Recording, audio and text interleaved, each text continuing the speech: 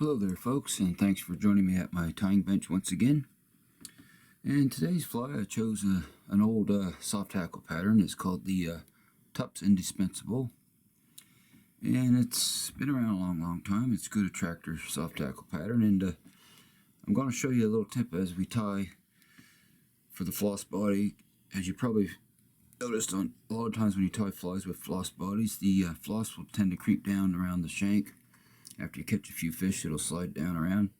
And I'm going to show you a little trick to cure that. And you can use it on a lot of different patterns that require floss for the body. So what we'll do is get this guy the vise here, a fresh hook again, and I'll get started. Now I'm tying him on a size 10 rather, standard wet fly hook, mustad 33.99.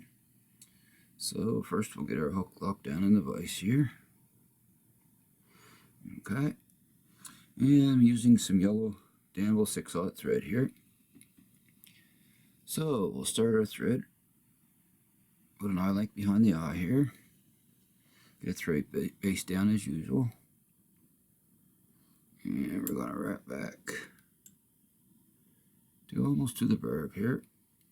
Okay. Trim off our waist end. Okay, and the tail is simply some blue dun and hackle fibers, and I have some here, so we'll strip a small amount off for the tail. We don't want an overly thick amount, so we'll just strip probably 20 fibers off. Okay, and I'll measure that up, the length of the shank of the hook here, and we'll tie that on top with a pinch wrap, just like so. Another one there. Then I'm going to wrap back until it's just about above the barb there. Okay, that's fine. There's our tail. Okay, so now I'm going to wrap that all down forward, like so. Snip off that little bit of excess there. Okay, alrighty. Now, our next step is the floss, and I'm using some 4-strand danville round floss here, yellow. And I want all 4 strands, so we'll snip a section off about 5 or 6 inches long. Now, trim those up even here, and we'll tie those in. Okay, wrap in our floss here. Right on the top I want it this time. Then we'll wrap forward, and we'll try to get a smooth underbody there, so we'll wrap that with touching wraps going forward. Okay, now what we're going to do, we have 4 strands here, but we're just going to take 3 of these strands to wrap forward, and we're going to leave one at the rear. So we'll grab 3, I'll put one in the material clip. Okay, so we're going to wrap these for our body, so come down around, just like so, and we'll wrap that floss forward, try to keep it as smooth as possible. Okay, slightly overlapping wraps till we get to where we want to tie off, so we'll come up around. Couple wraps over top. Now regain my thread tension there. Then we're going to wrap back on it to lock it in. Snip off the excess here.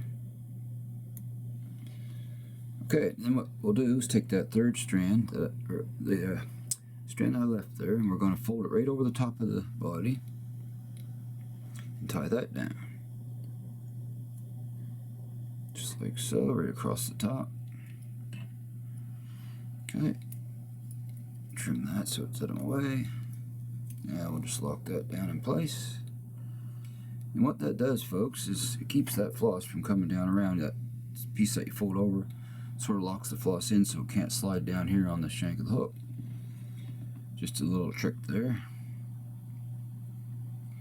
Okay, so we'll trim that guy off. Now next is our thorax. And that's some pink rabbit dubbing. So I'm going to put a little bit of floss on the, or rather, excuse me, wax on the thread. And we'll get a small dubbing noodle here. We don't need a whole lot, just a small little round thorax on them. So we'll dub that on nice and tight. Okay, that should do it for us right there. Alright, so we'll wrap that noodle on. We want to leave enough room up front for our hackle, so just keep that in mind. Just a little small ball there. And I'll trim those couple of guard hairs out. Alrighty, so now we're going to attach our hackle for the collar. That is simply a blue dun hen hackle, and I have it ready to tie in. I got the tip exposed there, strip the fuzzies off the bottom, and we'll tie him in by the tip here. Just like so. And we'll fold him back, wrap back a few wraps, then forward behind the eye. I'll come in and pull him out of there. Alright, so now, next step, we'll grab our hackle pliers and begin to wrap our collar.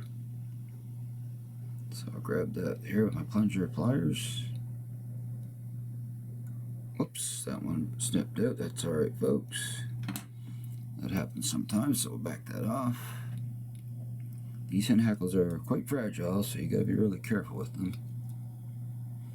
So I got more here prepared just in case that happens. So we'll try this guy. Same deal. We'll tie him on. Wrap back on him there. And we'll get that tip out of there. Alrighty.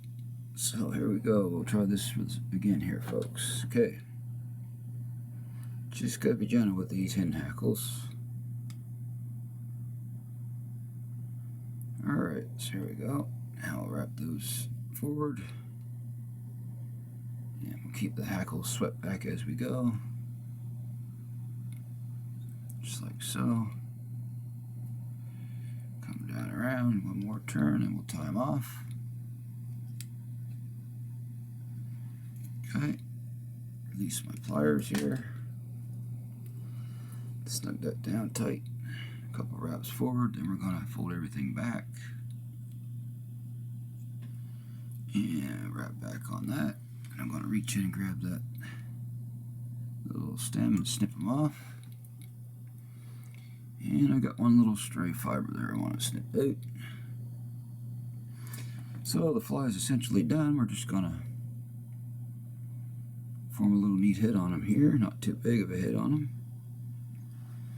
And there's another size 10 tups indispensable.